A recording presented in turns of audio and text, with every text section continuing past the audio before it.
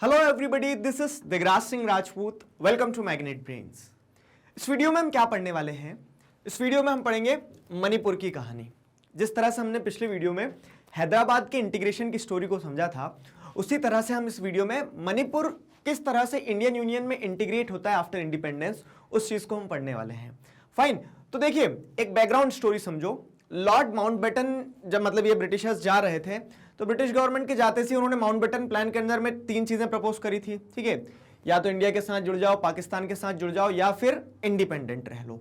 अब देखो क्या हो रहा है, तो सरदार वल्लभ भाई पटेल और उनके सेक्रेटरी जो थे वीपी मेनन, तो उन्होंने इंडियन यूनियन के अंदर के जो प्रिंसली स्टेट्स थे ना, तो बहुत सारे प्रिंसली स्टेट्स को इंडिपेंडेंस के पहले ही राजी करवा लिया था, इंस्ट्रूमेंट ऑफ एक्सेशन पे साइन करवा लिया था कि आप किसके साथ मिलने वाले हैं, आपका विलयकरण जो है, आपका एक्सेशन जो होगा वो इंडियन यूनियन के साथ होगा। ठीक है, वहां तक चीजें सही चली थी। कुछ स्टेट्स में प्रॉब्लम भी गई थी, तो हमने जैसे हैदराबाद की कहानी चैप्टर में पढ़ी है, मैंने आपको जूनागढ़ की कहानी भी सुनाई है, त्रावणकोर के बारे में भी बताया है, जम्मू कश्मीर में भी प्रॉब्लम थी, हम आगे पढ़ेंगे। ठीक है, भोपाल में भी प्रॉब्लम थी। तो कुछ स्टेट्स ऐसे थे जिनका कह सकते हैं, जिनका एक्सेशन, जिनका विलयकरण जो है वो कब हुआ है, इंडिपेंडेंस के बाद भी हुआ है। ठीक है, तो उन स्टेट्स में से जैसे मणिपुर की भी एक कहानी है। मणिपुर की कहानी थोड़ी सी मिक्स एंड मैच है, मतलब इंडिपेंडेंस के पहले रेडी हो गए थे, इंडिपेंडेंस के बाद में डिमांड्स उठी सेपरेट स्टेटहुड के लिए, फिर किस तरह से इंडियन गवर्नमेंट ने डील किया, वो पूरी कहानी जो है मैं आपको इस वीडियो में बताने वाला हूं। ठीक है, तो बैकग्राउंड समझ में आया आपको। और एक और चीज समझ लो कि ये एक प्रिंसली स्टेट था। अब प्रिंसली स्टेट था, और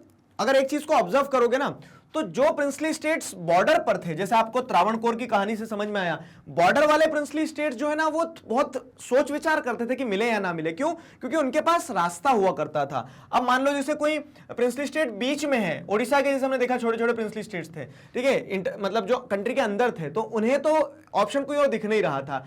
ठीक है, तो जो बॉर्डर पे थे, लेकिन जैसे त्रावणकोर की कहानी पढ़ी थी हमने, जूनागढ़ की कहानी पढ़ी थी, तो यहां पे क्या है, यहां पे प्रॉब्लम्स थी थोड़ी सी। ठीक है, अब अगर हम बात करते हैं मणिपुर की, तो मणिपुर में भी क्या है, वही सिचुएशन थी। Manipur is situated on the border of Burma India. ठीक है, at that time it was known as Burma, आज क्या हो गया, म्यांमार। तो ये जो म्यांमार है, ठीक है, म्यांमार और इंडिया की बॉर्डर पे आपको मणिपुर देखने को मिलेगा। अब मणिपुर में जो प्रिंसली रूलर्स थे, ठीक है, तो मणिपुर के प्रिंसली रूलर जैसे देखोगे तो बोधा चंद्र सिंह जो थे, ठीक है, तो आप देखोगे सरदार वल्लभ भाई पटेल ने परसुएशन कम प्रेशर, ठीक है, दोनों स्ट्रेटेजीज को अडॉप्ट किया था। तो पहले परसुएट करवाया कि मान जाओ, ठीक है, तो उस तरह से क्या होता है कि इंडिपेंडेंस के पहले तक जो नेगोशिएशंस हुए, तो वहां के जो प्रिंसली रूलर थे, कौन, बोधाचंद्र सिंह। ठीक है, तो a few days before independence the Maharaja of Manipur Bodhachandra Singh signed the instrument of accession. Congratulations. ठीक है, तो इन्होंने इंस्ट्रूमेंट ऑफ एक्सेशन इंडिपेंडेंस के कुछ दिनों पहले ही साइन किया था। ठीक है, with the Indian government on the assurance that the internal autonomy of Manipur would be maintained. ये चीज को ध्यान रखना। अब क्या हो रहा है कि ये इंडियन यूनियन के साथ में जुड़े हैं, इंस्ट्रूमेंट ऑफ एक्सेशन को साइन किया, तो इन्होंने अपनी शर्तें रख दी थी। मणिपुर ने इंडियन यूनियन के साथ जुड़ने पे अपनी शर्तें रखी थी। अच्छा, एक और चीज बताता हूं, मणिपुर को उस समय जब इंडिया में, कह सकते हैं इंडिया में जोड़ा गया, ठीक है, इंस्ट्रूमेंट ऑफ एक्सेशन के बाद में जब जैसे एसीड हुआ वो, तो उस समय पे स्टेटहुड नहीं दिया था, वो यूनियन टेरिटरी का पार्ट था। ठीक है, Manipur was the part of union territory, और मणिपुर इस ही शर्त पे इंडिया के साथ मिला कि इंडियन गवर्नमेंट ने मणिपुर को क्या एश्योरेंस दिया कि उसका जो इंटरनल ऑटोनॉमी है वो मणिपुर के पास में रहेगी। मतलब ये जो कार्टून है, ठीक है, इस कार्टून को देखिएगा एग्जाम में, क्योंकि जो कार्टून बेस्ड क्वेश्चन आएंगे, तो यहां क्या हो रहा है, महाराजा बैठे हैं, ठीक है, महाराजा बैठे हैं अपने सिंहासन पे। उनका सिंहासन क्या है, ये जो मतलब सेंटर के, मतलब स्टेट के जो इंटरनल अफेयर्स हैं, वहां के जो लोग हैं, ठीक है, उनके ऊपर कंट्रोल किसका रहेगा, इंटरनल अफेयर के ऊपर कंट्रोल रहेगा। इंटरनल ऑटोनॉमी की जो बात की जा रही थी कि राज्य के अंदर क्या चलाना है वो राजा तय करेंगे। ठीक है, बाकी जो एक्सटर्नल अफेयर्स हैं, डिफेंस है और कम्युनिकेशन है, ये सारे मैटर्स किसको चाहिए थे, ये सारे मैटर्स चाहिए थे इंडियन गवर्नमेंट को। तो सरदार वल्लभ भाई पटेल का कार्टून भी आपको देखने को मिल रहा है। क्या कह रहे हैं, no no don't get up, ठीक है, your highness just give me this, ठीक है, दैट विल डू। तो क्या होता है, वो बोलते हैं कि नहीं नहीं, हमें ये नहीं चाहिए कि राजा को हटा ही रहे हैं हम, राजा आप बने रहो, इंटरनल मैटर्स जो हैं आपके उन्हें आप संभालो, इंटरनल ऑटोनॉमी दे रहे हैं। You just gave us the external affairs, defence and communication system. ठीक है, अब देखो एक्सटर्नल अफेयर, डिफेंस और कम्युनिकेशन से क्या होता है कि लगभग आपने उस स्टेट के वो स्टेट अंदर क्या कर रहा है ये उनके ऊपर छोड़ दिया, लेकिन वो स्टेट बाहर किस तरह से मतलब डील करेगा, ऐसा नहीं है कि वो मणिपुर चाइना के साथ में, म्यांमार के साथ में अपने हिसाब से कुछ भी डील कर रहा है, ठीक है। तो आपने उसके एक्सटर्नल अफेयर, डिफेंस की रिस्पॉन्सिबिलिटी और कम्युनिकेशन की रिस्पॉन्सिबिलिटी ये ले ली थी, ठीक है। तो इस शर्त के साथ में क्या है, मणिपुर जो है, मणिपुर राजी हो गया कि चलो इंडियन यूनियन में मिल जाते हैं।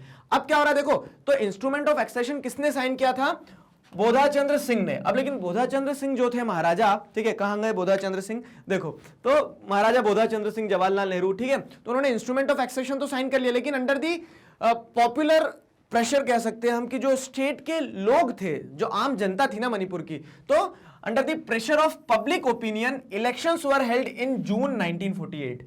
1947 में इंस्ट्रूमेंट ऑफ एक्सेशन साइन किया था, 1948 तक प्रेशर डेवलप होने लगा मणिपुर के जो सिटीजन्स थे उनके द्वारा, मतलब वहां के जो कह सकते हैं लोकल पीपल थे, उन्होंने प्रेशर डेवलप किया किसके ऊपर, महाराजा के ऊपर। महाराजा से बोला इलेक्शन करवाओ भाई, ठीक है। अब देखो वो क्या है, स्टेट नहीं है एक पूरा, वो क्या है, मणिपुर उस समय पे यूनियन टेरिटरी का पार्ट था, लेकिन अब इंटरनल अफेयर की ऑटोनॉमी दे दी थी मणिपुर को, तो मणिपुर ने अपने स्टेट के अंदर इलेक्शन करवाए। अब अगर देखोगे आप, एक चीज इंटरेस्टिंग है यहाँ पे समझना, पूरी कंट्री में इलेक्शन कब हुए थे, पहली बार 1952 में, और मणिपुर में इलेक्शन क्योंकि under the pressure of public opinion, Manipur में इलेक्शन जो है महाराजा को कब करवाना पड़ गए थे, जून 1948 में ही। और महाराजा ने ऐसे कैसे करवा लिए, तो महाराजा के पास ऑटोनॉमी थी, ठीक है, तो उसी अश्योरेंस पे तो वो इंटीग्रेट हुआ था इंडिया के साथ में, ठीक है। तो अब क्या होता है कि जून 1948 में, आ रहा है समझ में, जून 1948 में वहां इलेक्शन होते हैं, the state become a constitutional monarchy, और स्टेट वहां पे क्या बन गया, कॉन्स्टिट्यूशनल मोनार्की बन गया। मतलब राजा रहेगा, राजा कहीं नहीं जा रहा, लेकिन राजा आप किस हिसाब से काम करेगा, तो जो कॉन्स्टिट्यूशन, वो जो कह सकते हैं कि इलेक्शंस हुए, इलेक्शंस के बाद में जो उनकी लेजिस्लेटिव असेंबली इलेक्ट होकर आई है, ठीक है, तो वो जो विधानसभा बन के आई है, वो विधानसभा क्या करेगी, अब सारी चीजों को संभालेगी। आगे समझ में, तो thus Manipur was the first part of India to hold an election based on universal adult franchise, this point is to be noted, ठीक है। पहला स्टेट था मणिपुर, पहला पार्ट था, पहला रीजन था, ऑटोनॉमस रीजन, जिसने यूनिवर्सल अडल्ट फ्रेंचाइजी पे इलेक्शन करवाया, क्योंकि कंट्री में तो 52 में होने वाले इलेक्शन, ठीक। यहां तक चीजें समझ में आई है। अब देखो क्या है, in the legislative assembly of Manipur there were sharp differences over the question of merger of Manipur with India. अब हमने उन्हें इंटरनल ऑटोनॉमी दे दी थी कि आप आपके हिसाब से चीजों को संभाल लेना, लेकिन अब दिक्कत क्या आ रही थी कि जो उन्होंने इलेक्शन करवा लिया, चलो हमने बोला ठीक है, अच्छी बात है, इंटरनल ऑटोनॉमी, इलेक्शन करवा लो, लेकिन अब इलेक्शन करवाने के बाद में जो लेजिस्लेटिव असेंबली बनी थी ना, उस लेजिस्लेटिव असेंबली में अंदर शार्प डिफरेंसेस थे ओवर व्हाट, ठीक है, तो over the opinion, over the issue of integration with India, कि इंडिया के साथ मिला जाए ना मिला जाए। देखो राजा को पहले ही पटा लिया था हमने कि आप क्या कर लो, हमारे साथ इंस्ट्रूमेंट ऑफ एक्सेशन साइन कर लो, लेकिन अब वो लेजिस्लेटिव असेंबली बनना, इलेक्शन होना, सारी चीजें, उसके बाद में जो वहां की लोकल पार्टीज आती हैं, तो they were having difference of opinion. अब जैसे आप देखोगे तो एक धड़ा जो था, मतलब एक विंग जो था, the state Congress wanted the merger. State Congress क्या चाहती थी लेजिस्लेटिव असेंबली में, कि मतलब जो मणिपुर स्टेट कांग्रेस थी वो चाह रही थी नहीं अच्छा है, राजा ने बढ़िया इंस्ट्रूमेंट ऑफ एक्सेशन पे साइन करके बढ़िया काम किया, लेकिन अगर जैसे देखोगे दूसरी पॉलिटिकल पार्टीज जो थी, ठीक है, तो other political parties were oppose to this, और इसी के चलते क्या है, डिफरेंस ऑफ ओपिनियन देखने को मिल रहे हैं। अब इंडियन यूनियन ने सोचा कि ऐसा ना हो कि पानी सर से निकल जाए, उसके पहले इंडियन यूनियन ने क्या करा, the government of India succeeded in pressurizing the Maharaja into signing a merger agreement in September 1949, ठीक है। तो अब ये जो मर्जर एग्रीमेंट साइन हुआ, तो इसमें फुल फ्लेजेड तरीके से मणिपुर की इंटरनल, एक्सटर्नल, डिफेंस, कम्युनिकेशन, सारे राइट्स किसको मिल गए, इंडियन गवर्नमेंट को, ठीक है। तो इंडियन गवर्नमेंट ने सोचा कि ये जो दूसरी पार्टीज हैं, ठीक है, आज ये डिमांड उठा रही हैं, कल को बोलती है कि हमें देश से अलग कर दो, अलग एक नेशन बना दो, तो वो समस्याएं हो सकती थी, ठीक है।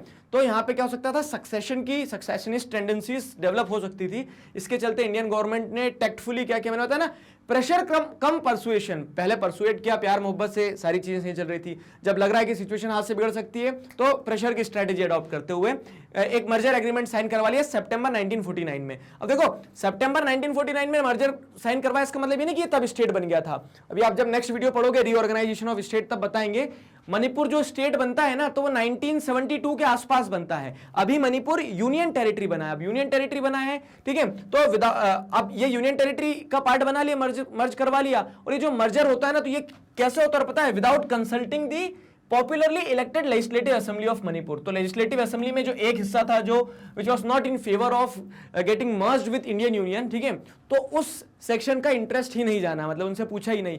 और क्या होता है, आप क्योंकि देखो टेक्टफुली खेलना पड़ता है आपको जब टेरिटोरियल इंटीग्रिटी को इंश्योर करना होता है। And in this sense we say that Sardar Vallabhbhai Patel was a realist, ठीक है। वो आइडियाज में उतना विश्वास नहीं रखते थे, उन्हें ऐसा दिख रहा था कि मौका है चौका मार दो, नहीं तो बाद में पछताते रह जाओगे, ठीक है। अब देखो अलग अलग स्कूल ऑफ थॉट रहते हैं। आप देखोगे हमारे कुछ लीडर्स ऐसे भी थे जो बहुत आइडियलिस्ट थे, हमारे कुछ लीडर ऐसे भी हैं जैसे सरदार वल्लभ भाई पटेल को एक रियलिस्ट कहा जाता है, क्योंकि वो उस समय पे उस तरीके से काम नहीं करते हैं, ठीक है, जो नेशन मतलब उन्होंने अपने स्वार्थ के लिए कुछ नहीं किया ना, देश के लिए किया।